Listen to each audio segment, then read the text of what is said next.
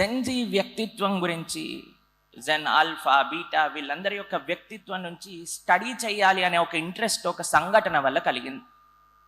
మేము ఒకసారి బ్రిస్బెన్లో ఒక ప్రవచనం చెప్తున్నాం. నా ముందు అందరు పిల్లలు కూర్చున్నారు. అందులో ఒకళ్ళు చెయ్యి ఎత్తారు. సుమారుగా 9 గంటలైంది రాత్రిపూట. అయితే సరే, చాలా ఎంతూజియాస్టిక్గా చిన్నపిల్లలు చెయ్యెత్తుతున్నారు కదా అని ఒకళ్ళు అడిగా, ఏం ప్రశ్న ఉంది అని. అయితే ఆవిడ పైకి లేసి అన్నారు, the programme says it's still 8:30, it's already 9 and you are still asking for questions అని అన్నది. ప్రోగ్రామ్ 8:30కి అయిపోతుందని చెప్పారు, ఇంకా 9 అయింది.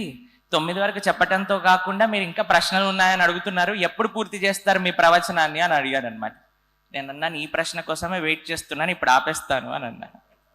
అప్పుడు నేను అనుకున్నాను, అసలు ఎంత ధైర్యంగా అందరి ముందు ఆ ప్రశ్న అడగాలి అన్నా సరే ఒక శక్తి కావాలి. దీన్ని మనము పాజిటివ్ వేలో ఎలా పెట్టాలి, దీన్ని మనం క్యాప్చర్ చేయాలి. ఎలా చేయాలి దీన్ని? మేము అంత ధైర్యంగా అడిగే సామర్థ్యం ఉన్న వాళ్ళం కాదనుకోండి, కానీ వారికి ఎలా వచ్చింది ఆ ధైర్యం?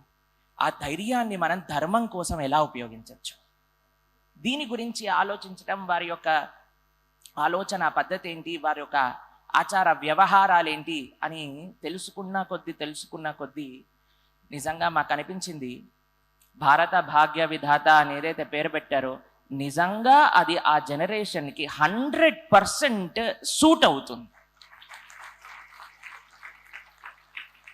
ఫస్ట్ అమోఘ్ గారు ఒక ప్రశ్న అడిగారు, ఇప్పటిలో ఉన్న జెన్జీకి అన్నిటికంటే మోస్ట్ నీడెడ్ థింగ్ ఏంటి అని. మాకు అనిపించింది వారికి కావాల్సింది డైరెక్షన్, కరెక్ట్ డైరెక్షన్. వారికి కానీ ఒక మంచి మార్గాన్ని చూపిస్తే ఆ మార్గాన్ని వారంతటా బాగా, హరే కృష్ణ, జై శ్రీరామ్, హరే కృష్ణ.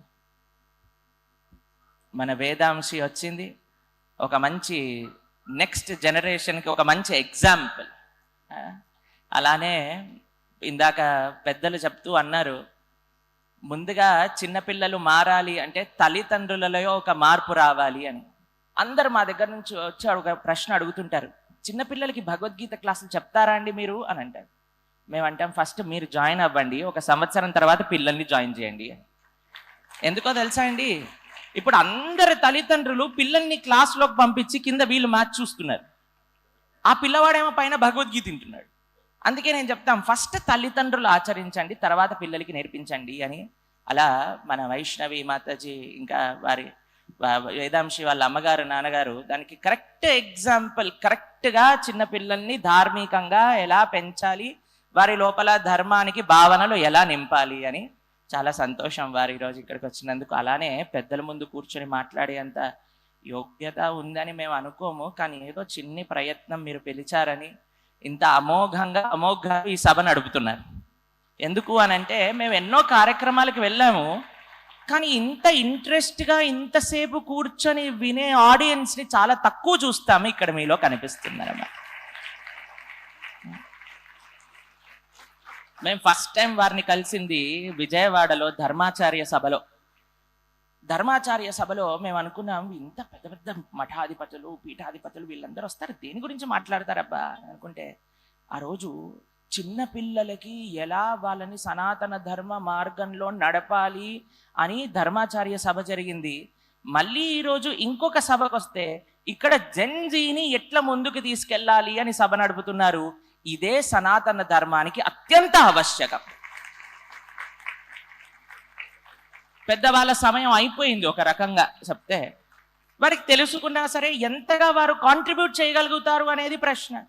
కానీ చిన్నపిల్లలకి చెప్తే, జెన్జీకి చెప్తే తప్పకుండా వారు వింటారు. చెప్పే విధానంలో వారికి చెప్పాలి, ఇది అత్యంత ముఖ్యం. శ్రీల ప్రభుపాదుల వారు అమెరికాకి వెళ్ళినప్పుడు అక్కడ రకరకాల వాళ్ళని చూశారనమాట. వాళ్ళకు ఒక మోటో ఉండేది, అబౌట్ 30 ఎవరిని నమ్మకూడదు అని. కానీ శ్రీల ప్రభుపాదుల వారు 70 సంవత్సరాల వారిని అంతమంది ఎలా ఆప్యాయతగా గురువుగా స్వీకరించి వారి జీవితాన్ని మార్చుకున్నారు అనే విషయం పైన పరిశోధన చేస్తే వారు ఏ వ్యక్తికి ఏ రకంగా చెప్పాలో వారికి అర్థమైంది. ఒకసారి ఒక విచిత్రమైన ప్రోగ్రాంకి తీసుకెళ్లారు శ్రీల ప్రభుపాదుల వారిని. ఆ ప్రోగ్రాంలో వారికి ఉండే క్లబ్ ఏంటి అంటే బట్టలు వేసుకోరనమాట. వారు నిర్వస్త్రులై ఉంటారు వాళ్ళు. అది వాళ్ళ యొక్క క్లబ్. దాంట్లో లక్షల మంది ఉన్నారు అప్పట్లో. ప్రభుపాదుల వారు వెళ్ళారు, అందరూ వస్త్రాలు లేకుండా కూర్చున్నారు. వారు అనుకున్నారు వీరికి ఎలా చెప్తే అర్థమవుతుంది అని ఒక నిమిషం ఆలోచించలేదు వారు. వారు అన్నారు, మీరు వస్త్రాలు లేకుండా ఆనందిస్తే చాలా బాగుంటుంది అని అనుకున్నారు కదా, శరీరము కూడా ఒక వస్త్రమే, ఈ శరీరాన్ని కూడా తీసేసి ఆత్మగా ఆనందించండి, అది ఇంకా గొప్ప ఆనందాన్ని ఇస్తుంది అని అన్నారు.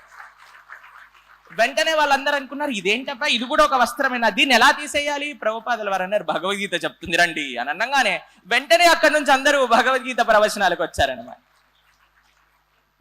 కాబట్టి మనము వారికి అర్థమయ్యే లాంగ్వేజ్లో వారికి ఏమి కావాలి, ఎప్పుడు కావాలి, ఎంత కావాలి అనేది కూడా ముఖ్యం. వీరు చెప్పారు, జెన్జీకి అంత వినే ఒక ఓపిక ఉన్నదా అని.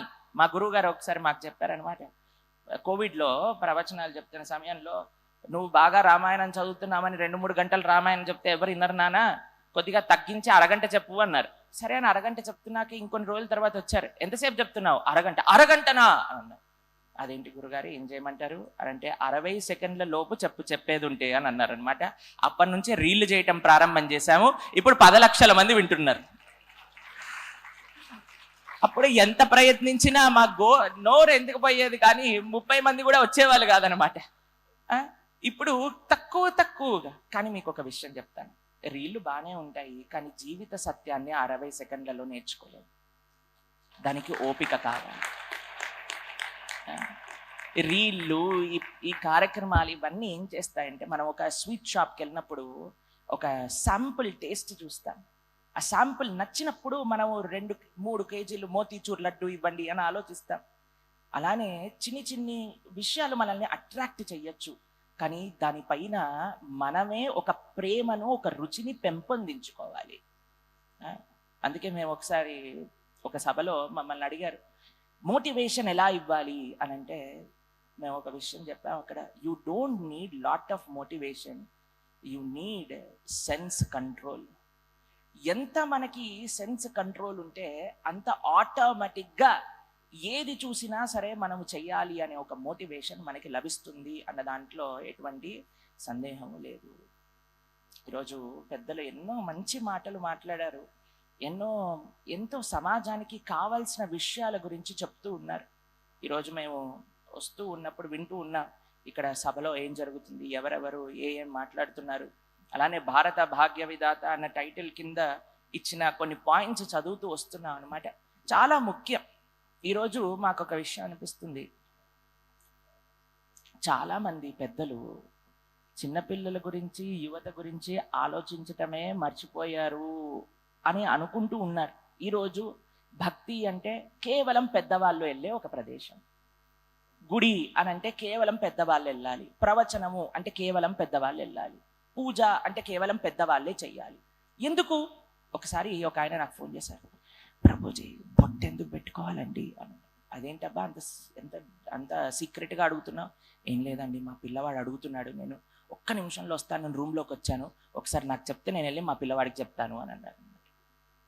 ఎందుకో తెలుసా అండి, మనం చెప్తున్నాం కానీ వారు ప్రశ్నించినప్పుడు వారికి సమాధానం చెప్పట్లేదు. చెప్పాలి అంటే ఫస్ట్ మనకి తెలియాలి కదండి. ఎప్పుడైతే మనము తెలుసుకుంటామో, వారు పక్కా ఆ ప్రశ్నను అడిగినప్పుడు ఆ సమాధానాన్ని వారికి మనసులోకి నాటుకునేటట్టుగా సమాధానం చెప్పగలిగితే ఆచరించకుండా ఉండరు. శ్రీల ప్రభుపాదుల వారిని ఒకసారి ఒక ఆయన వచ్చి అడిగారనమాట, అయ్యా మీరు రామ కృష్ణ అంటూ బతికారు, బొట్టు పెట్టుకొని రోజు భజన చేసుకుంటూ సాత్విక ఆహారాన్ని తీసుకుంటూ, ఒకసారి మీరు శరీరాన్ని విడిచిపెట్టేశాక అసలు ఈ స్వర్గం లేదు, నరకం లేదు, కృష్ణుడు లేడు, రాముడు లేడు అని తెలిస్తే మీరేం చేస్తారు అని అడిగి శ్రీల ప్రభుపాదుల వారు అన్నారు, అయ్యా మేమైతే చాలా మంచి జీవితాన్ని బ్రతికాం, ఎవ్వరికి హాని చేయకుండా ప్రతిరోజు ప్రొద్దున్నే లేచి ఆరోగ్యాన్ని బాపెట్టుకొని సాత్విక ఆహారాన్ని స్వీకరిస్తూ భగవన్నామని చెప్పుకుంటూ నృత్యం చేసుకుంటూ చాలా ఆనందంగా ఉన్నావు, మాకేమీ రిగ్రెట్ ఉండదు. కానీ నువ్వు కానీ ధర్మాన్ని ఆచరించకుండా చనిపోయి నీకు స్వర్గము, నరకము, కృష్ణుడు, రాముడు ఉన్నాడని తెలిస్తే నువ్వేం చేస్తావు అని అడిగారు.